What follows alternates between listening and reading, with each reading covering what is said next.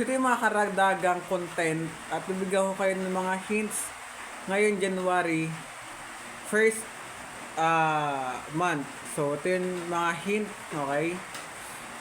Ngayon January magkakaroon tayo ng madaming mga content katulad na lamang na isa pa. Ito yung common misconception ng mga tao patungkol sa aming mga content creator o sa mga content creator. Pangalawa, wala pa tong specific date. Pangalawa ay ito naman yung kung gusto mo magsimula bilang isang content creator, gusto mo ba maging content creator, panoorin mo yun hanggang dulo. Pangatlo ay about ulit sa akin as Bini fan or as a girl group fan, more likely as a tao kasi meron po akong issue na bakla po ako pero yeah, hindi ko gusto ko rin parang doon na once and for all, diba? Twice and for all.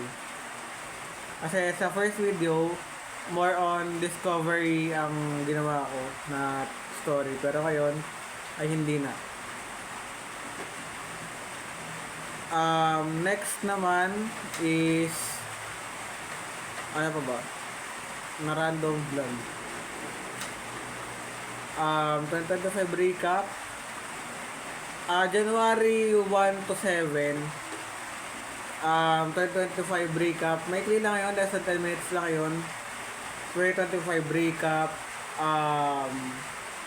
New Year vlog which is bukas January 2. Spicy Noodle Challenge, hindi ko na siya magagawa, sorry. Kasi, ang hirap niya gawin. Nagawa ko na siya kanina, pero dami kong trial and error. Siguro next time na lang ulit. New Year vlog,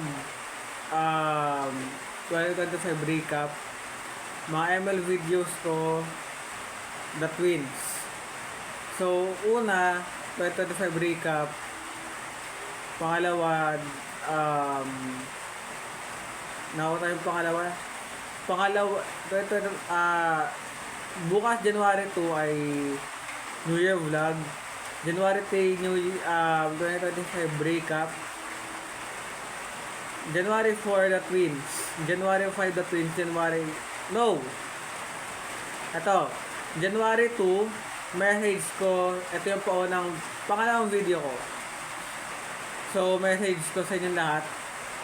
January 3, New Year vlog. January 4, 2025 recap. January 5 to 7, The Twins. So, ito yung mga dapat nyong abangan.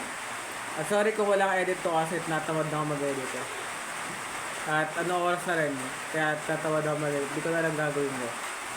Tsaka umulan at alas 11 ko na kasi ito para di lang maputol. 10:35.